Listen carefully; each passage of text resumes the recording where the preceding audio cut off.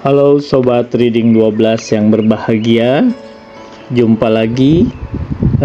Kita akan melanjutkan pembacaan buku kita.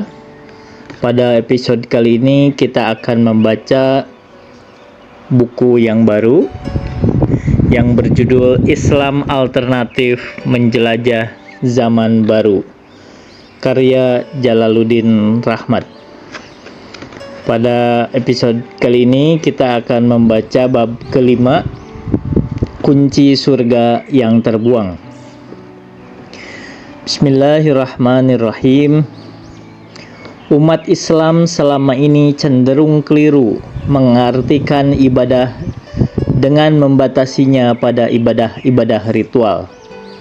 Betapa banyak umat Islam yang disibukkan dengan urusan ibadah mahdhah, tetapi mengabaikan kemiskinan, kebodohan, penyakit, kelaparan, kesengsaraan, dan kesulitan hidup yang diderita saudara-saudara mereka. Betapa banyak orang kaya Islam yang dengan khusyuk meratakan dahinya di atas sajadah, sementara di sekitarnya tubuh-tubuh layu digerogoti penyakit dan kekurangan gizi. Atau betapa mudahnya jutaan bahkan miliaran uang dihabiskan untuk upacara keagamaan, di saat ribuan anak tidak dapat melanjutkan sekolah. Ribuan orang tua masih harus menanggung beban mencari sesuap nasi. Ribuan orang sakit menggelepar menunggu maut karena tidak dapat membayar biaya rumah sakit. Dan bahkan di saat ribuan umat Islam terpaksa menjual iman dan keyakinannya kepada tangan-tangan kaum lain yang penuh kasih. Padahal sebagaimana telah dilukiskan oleh Rasul mulia sallallahu alaihi wasallam, perumpamaan kaum mukmin dalam hal jalinan kasih sayang, kecintaan, dan kesetiakawanan sama seperti satu tubuh, yang bila salah satu anggotanya mengeluh karena sakit, maka seluruh anggota lainnya menunjukkan simpatinya dengan berjaga semalaman dan menanggung panas karena demam.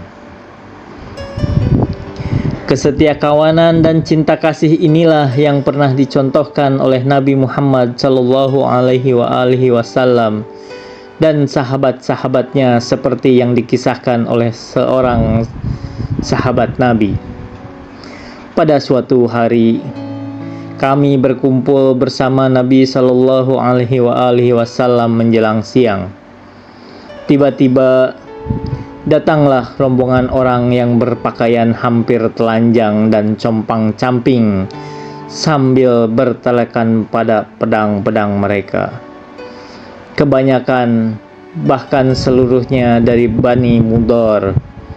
Tiba-tiba wajah Nabi berubah melihat penderitaan mereka. Beliau masuk ke hujrahnya, kemudian keluar dan menyuruh Bilal untuk mengumandangkan azan.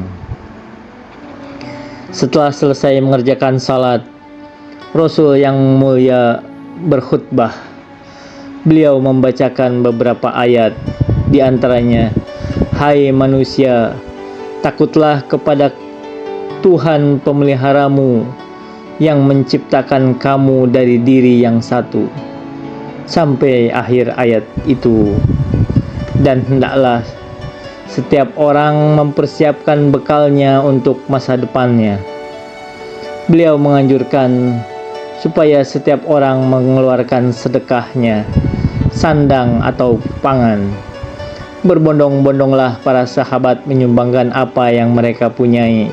Bahkan ada seorang Ansor memikul satu kantong yang begitu berat sehingga tangannya hampir tidak dapat membawanya. Aku lihat dua tumpuk makanan dan pakaian, dan aku melihat wajah Rasulullah sallallahu alaihi wasallam bersinar-sinar karena kegembiraan. Setelah itu Rasulullah sallallahu alaihi wasallam bersabda, "Barang siapa memulai kebiasaan yang baik dalam Islam, maka baginya ganjaran dan ganjaran orang yang mengikuti kebiasaan baik itu sesudahnya." Barang siapa memulai kebiasaan yang jelek dalam Islam, maka baginya dosa karena memulai kebiasaan jelek itu. Dan dosa orang yang melanjutkan kebiasaan jelek itu sesudahnya, tanpa mengurangi dosa-dosa mereka sendiri sedikit pun. Dalam peristiwa ini, kebiasaan yang baik, sunnah hasanah, itu adalah menggerakkan umat Islam untuk bersama-sama membantu meringankan penderitaan sesama muslimin. Dan kebiasaan yang jelek, sunnah sayyi'ah, ialah membiasakan bersikap acuh tak acuh terhadap penderitaan orang lain. Dengan demikian, sunnah hasanah telah memandang kemiskinan sebagai masalah sosial yang pemecahannya harus dilakukan lewat aksi sosial, dan sunnah sayyi'ah ialah memperlakukan kemiskinan sebagai masalah individu-individu yang bersangkutan. Anda menghidupkan sunnah sayyi'ah bila Anda berpikir bahwa orang itu miskin karena bodoh, tidak mau bekerja keras, kurang hasrat berprestasi, tidak memiliki jiwa wira swasta, fatalistis, pasrah pada nasib, atau barangkali juga karena dosa-dosa yang pernah mereka buat. Pada satu pertemuan cendekiawan Muslim internasional, utusan dari setiap negara menyampaikan kemiskinan dan kesengsaraan saudara-saudaranya, terkadang dengan derayan air mata yang tak dapat ditahan. Mengharukan. Tetapi sebelum pertemuan selesai, para cendekiawan menyimpulkan bahwa kemiskinan dan kesengsaraan ini bersumber dari kebodohan kaum muslim. Lalu dengan semangat, peserta membeberkan cacat kaum muslim dewasa ini. Kembali, sang korban yang disalahkan. Kemiskinan menjadi masalah individual. Menurut Al-Quran, ini kecenderungan orang-orang yang menumpuk kekayaan. Kecelakaanlah bagi setiap pengumpat dan pencela yang mengumpulkan harta dan menghitung-hitungnya. Dia mengira bahwa hartanya itu dapat mengekalkannya. Quran Surat 104 ayat 1 sampai dengan 3. Al-Quran menyindir orang-orang yang ketika diberi kekayaan merasa dimuliakan oleh Allah dengan sifat-sifat yang baik, dan ketika diberi kemiskinan mereka mengira Allah menghinakannya. Sekali-kali tidak demikian. Kemudian Allah menyebutkan penyebab kemiskinan adalah kecenderungan untuk tidak memuliakan anak yatim, tidak adanya usaha bersama untuk membela orang miskin, kecenderungan untuk menggunakan sumber-sumber daya secara rakus, dan kecintaan yang berlebih-lebihan pada harta benda. Islam memandang kemiskinan sebagai akibat dari sistem sosial yang timpang, dari kekurangan solidaritas sosial, dari sunnah sayyi'ah di masyarakat. Jadi, kalau terjadi kemiskinan yang meluas di masyarakat, siapakah yang paling bersalah? Nabi Muhammad SAW menjawab, sesungguhnya Allah mewajibkan atas orang-orang kaya muslimin untuk mengeluarkan harta mereka seukuran yang dapat memberikan keleluasaan hidup bagi orang-orang miskin, dan tidak mengalami kesengsaraan orang-orang miskin bila mereka lapar atau telanjang, kecuali karena perbuatan orang-orang kaya juga. Ingatlah bahwa Allah Subhanahu wa Ta'ala akan mengadili mereka dengan pengadilan yang berat dan akan menyiksa mereka dengan siksaan yang pedih. Sayyid Sabiq menyertakan hadis ini setelah memberikan tafsir atas ayat Al-Quran dan orang-orang yang pada hartanya ada hak yang tersurat bagi yang meminta pertolongan dan yang melarat. Quran Surat 70 ayat 24 sampai 25. Kata Sayyid Sabiq, inilah hak orang-orang yang memerlukan pada harta orang-orang kaya, yang ukurannya sejumlah apa yang memenuhi kebutuhan pokok mereka berupa sandang, pangan dan papan, serta kebutuhan-kebutuhan pokok lainnya yang amat diperlukan oleh manusia supaya ia hidup layak sebagai manusia. Boleh jadi Anda berpendapat, bukankah kewajiban kita selesai bila kita sudah mengeluarkan zakat?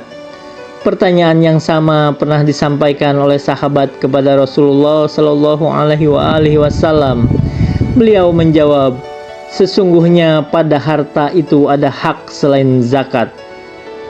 Lalu beliau membaca ayat, bukanlah kebaikan itu menghadapkan wajahmu ke timur atau ke barat, tetapi kebaikan itu ialah beriman kepada Allah, hari akhir, para malaikat, Alkitab dan para nabi, serta memberikan harta yang dicintainya kepada kerabatnya, anak-anak yatim, orang miskin, musafir, orang-orang yang meminta pertolongan, dan mereka yang ingin membebaskan dirinya dari perbudakan, mendirikan salat dan mengeluarkan zakat, memenuhi janji bila berjanji, orang-orang yang sabar dalam kesempitan, penderitaan dan dalam peperangan.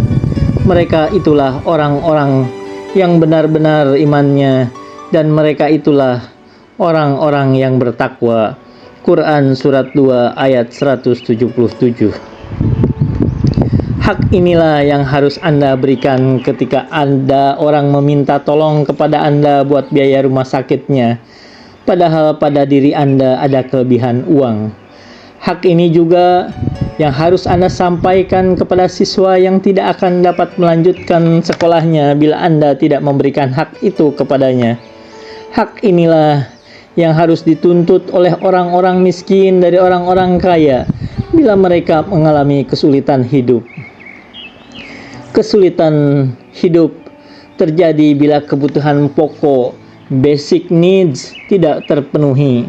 Bila ada sejumlah orang kelaparan dan ada segelintir orang mewah, maka yang lapar boleh menuntut haknya dengan paksa. Ketika menafsirkan ayat, jika salah satu di antara kedua golongan ini berbuat aniaya terhadap golongan yang lain, maka perangilah golongan yang berbuat aniaya itu, sehingga golongan itu kembali kepada Allah. Quran Surat 49 ayat 9. Ibnu Hazm menyatakan bahwa orang lapar boleh menggunakan paksaan untuk meminta haknya dari orang kaya dan menyerangnya jika orang kaya itu menahan haknya. Bila penyerang itu terbunuh, pembunuhnya harus membayar denda, dan jika ia berhasil membunuh orang yang diserang, yang terserang itu terkutuk dan mendapat laknat Allah karena ia tidak memenuhi hak orang lapar, dan ia termasuk orang yang berbuat aniaya seperti dimaksud dalam ayat ini. Ibnu Hazm mungkin agak ekstrem, tetapi ia berpijak pada satu asumsi bahwa kemiskinan hanya dapat diatasi dengan kesediaan orang kaya memberikan hak orang miskin yang diamanatkan Allah kepadanya. Dan nafahkanlah sebagian dari hartamu yang Allah telah menjadikan kamu menguasainya. Quran Surat 57 ayat 7. Bahwa kemiskinan dan keterbelakangan adalah tanggung jawab kita bersama, ditegaskan berulang-ulang baik dalam Al-Quran maupun Sunnah. Sebagian di antaranya, yang pertama, menolong dan membela yang lemah, mustad'afin, adalah tanda-tanda orang yang takwa.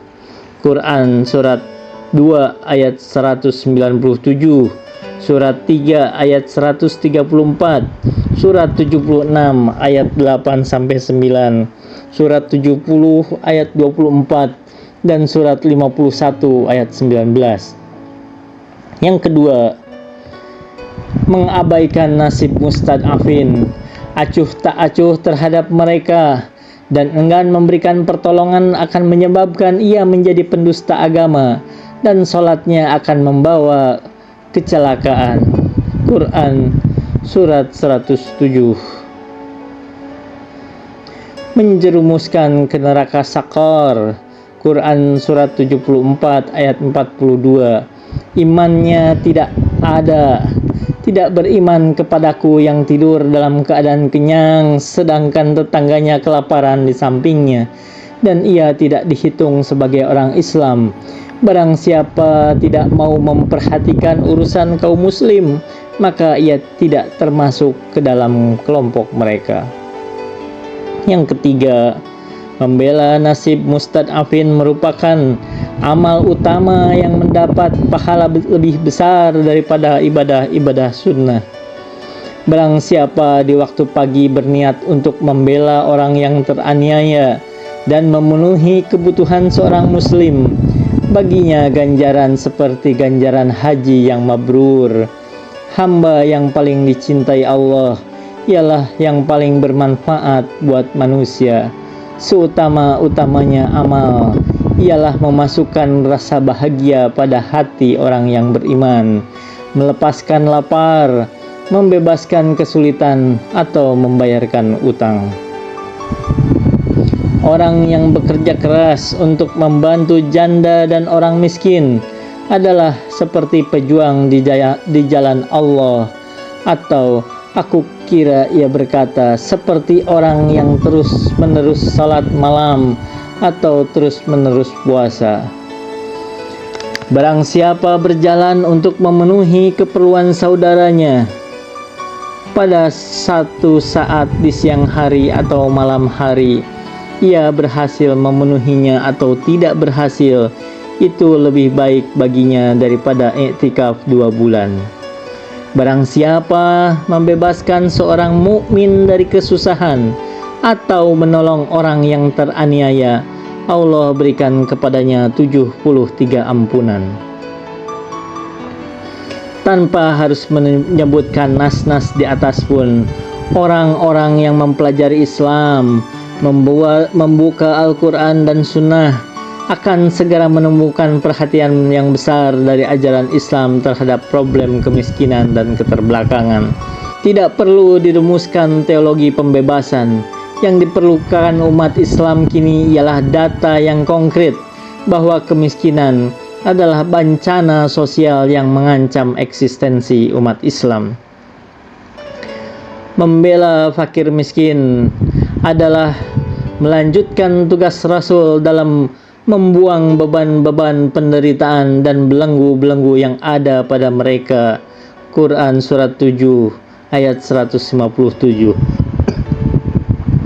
Bukankah Rasulullah Shallallahu Alaihi Wasallam berkata, kamu ditolong dan diberi rejeki karena bantuan orang-orang lemah di antara kamu. Kepada istrinya beliau berpesan, wahai Aisyah, cintailah orang miskin dan akrablah dengan mereka, supaya Allah pun akrab dengan engkau pada hari kiamat. Dan kepada kita semua, beliau berwasiat, segala sesuatu ada kuncinya, dan kunci surga ialah mencintai orang-orang miskin. Wa ma taufiqi illa billah, alaihi tawakkaltu wa ilaihi unib. Wassalamualaikum warahmatullahi wabarakatuh.